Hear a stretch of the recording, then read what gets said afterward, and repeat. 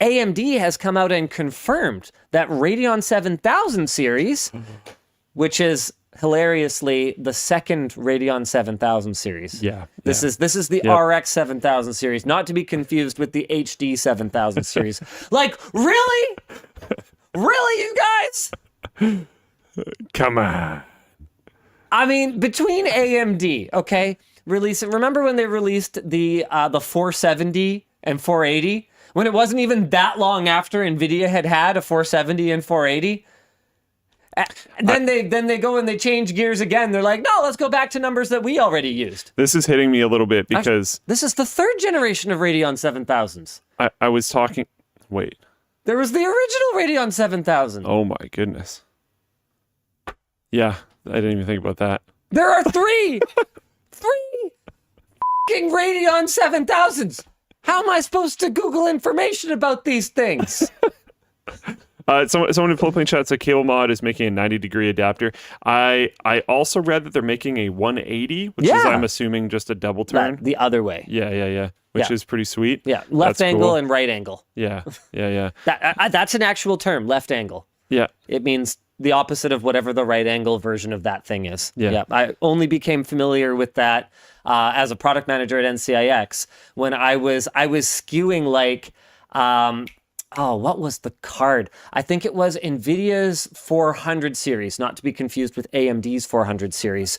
NVIDIA's 400 series had that little wimpy mini HDMI. Do you remember the one? Yeah. Yeah, and so in order to use that with some cases that didn't have great clearance around the top of the PCI slot, you needed a little right angle adapter.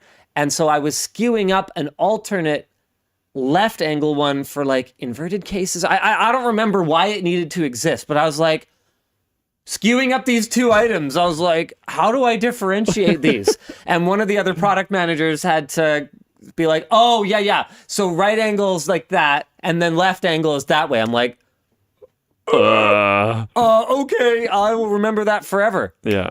And I did. To be clear, left angle is only like a terminology that we used to differentiate the right angled adapter from one that goes completely the opposite way. And CableMod's 90 degrees and 180 degrees, honestly, better-ish.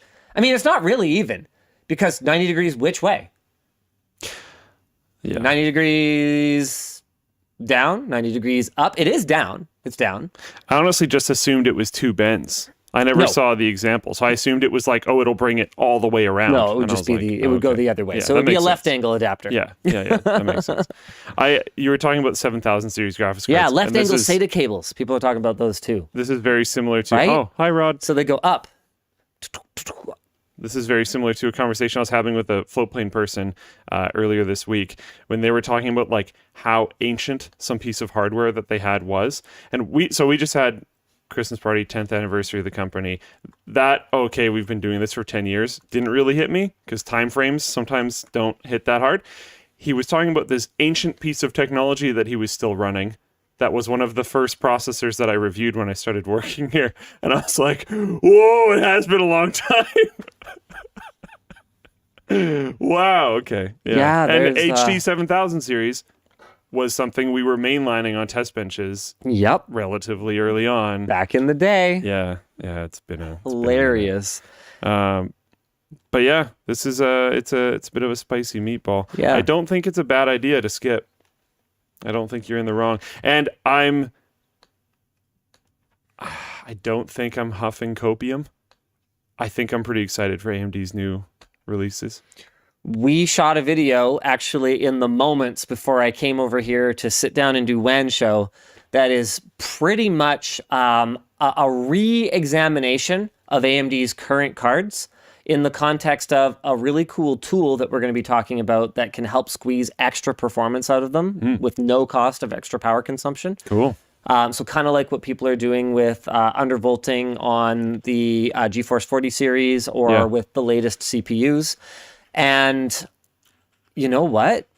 They are in such good shape right now that if RDNA 3 is as much betterer as it looks like it might be, And if AMD manages to leverage any cost savings that they're gaining from their multi-die approach, to be clear, I don't think any of the GPU's actual functional units are on that separate die. If I recall correctly, it's like an IO die or something. Don't quote me on any of that. But anything that they can do to reduce the size of the main die, from what we've seen with Ryzen, could result in very, very competitive costs, which, if they decide to be aggressive and if they decide to attack NVIDIA hard, could mean a return to actual competition with Intel being the also ran. Yeah, be pretty sick. I'm excited, man. I'm excited. The 6700 XT is pretty competitive with the 3070 at over $100 less on average. And the 6800 XT is darn competitive with the 3080 at like $200 less. It's gonna be a pretty exciting time. Yeah, for real. And the most important thing that we took away from this video, 2 of our writers, Daily Gamers, took home Radeon cards while I was in Hawaii. I was not informed. Took home Radeon cards. We're using them for a couple of weeks now. So it was actually a little bit before that, I guess. And the idea behind it was that they would just game as normal. And at least one of them had just awful experiences gaming with AMD cards in the past. Everything from crashes to poor performance. Which was totally a thing for like a long time. Visual artifacts. And the idea was, okay, just want to use it. Just live with it. And it was Alex, actually, who said, truthfully, he replaced his 3080, which he got as part of Intel Extreme Tech upgrade, and then completely forgot he was doing the challenge. That's good. Didn't even readjust any in-game settings when launching a new game. Nothing like that. Just forgot until he came into work today, because up until yesterday, he was working on that choose your own adventure random build. So he wasn't really like thinking about this. Sat down, looked at the script and went, oh crap. Like one of the cards is like in my computer at home. Like he just forgot about it. That's cool. That's good. That is such a good thing. Yeah. That's amazing. That's awesome. And like, it's one of those things where you got to forgive me, right? Okay. AMD said earlier this year that they did a significant rewrite of their DirectX 11 drivers. Better performance, better stability, better everything. I have heard it so many times. I mean, remember, what was it? Remember Crimson drivers? Yeah. Oh, yeah. Crimson drivers, AMD, when was that? Okay, I want to remember the news. What was when were the Crimson drivers? No. That's a different date. Here, let me. It's AMD Radeon Software Suite. I'll put news in the thing.